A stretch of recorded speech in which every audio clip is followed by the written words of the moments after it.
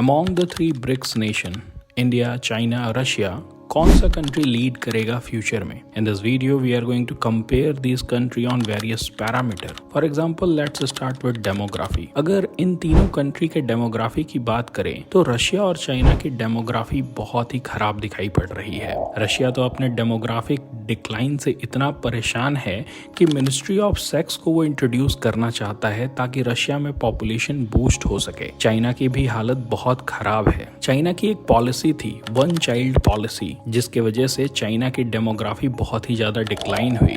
अभी तो हाल ये है यूएसए से भी कम उसकी फर्टिलिटी रेट है, as well as number of people जो 50 प्लस हैं और नंबर ऑफ पीपल जो 50 से कम उम्र के हैं, दोनों ही बराबर हो चुके हैं. इन सिंपल टर्म्स रशिया और चाइना दोनों में ही डेमोग्राफिक कोलैप्स हम देख सकते हैं. अगर इंडिया की बात करें तो इंडिया की डेमोग्राफी परफेक्टली फाइन है. Indian demography is very young, as well as India की फर्टिलिटी रेट भी 2 से ऊपर है. सो इस पैरामीटर में तो इंडिया आगे दिखाई पड़ रहा है. So now let's move toward the next parameter, that is war. अगर इस पैरामीटर की बात करें तो रशिया सबसे पीछे होगा, because Russia is the only country जो कि मल्टीपल फ्रंट्स पर डायरेक्टली और इनडायरेक्टली दोनों ही तरीके से वार कर रहा है. डायरेक्टली वो यूक्रेन में फाइट कर रहा है और इनडायरेक्टली वो West Asia as well as North Africa में फाइट कर रहा है. और अगर चाइना की बात करें तो जियोपॉलिटिक्स में अपनी हेजेमोनी को बनाए रखने के लिए और यूएसए को चैलेंज करने के लिए China billions of billions dollar खर्च कर रहा है. वो ना ही सिर्फ अपना इन्वॉल्वमेंट साउथ चाइना सी में बढ़ा रहा है by fighting against South East Asian country,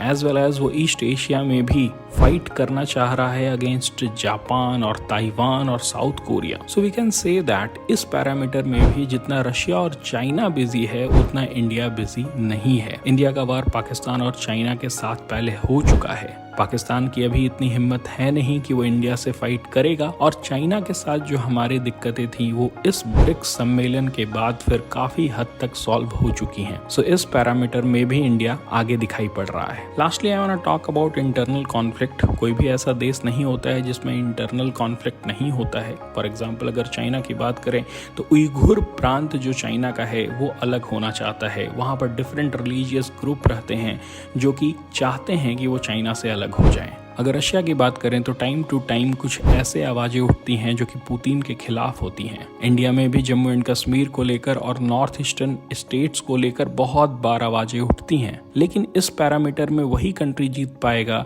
जो सबसे प्रखर रूप से इन आवाजों को दबा पाएगा, और उसमें of course Russia and China top करेंगे और इंडिया अपने डेमोक्रेटिक वैल्यूज को लेकर के इस पैरामीटर में जरूर पीछे रह जाएगा. सो यहाँ कुछ ऐसे पैरामीटर्स थे जिसमें मैंने अपने ओपिनियंस रखे हैं. हो सकता है आपके ओपिनियन डिफरेंट हो.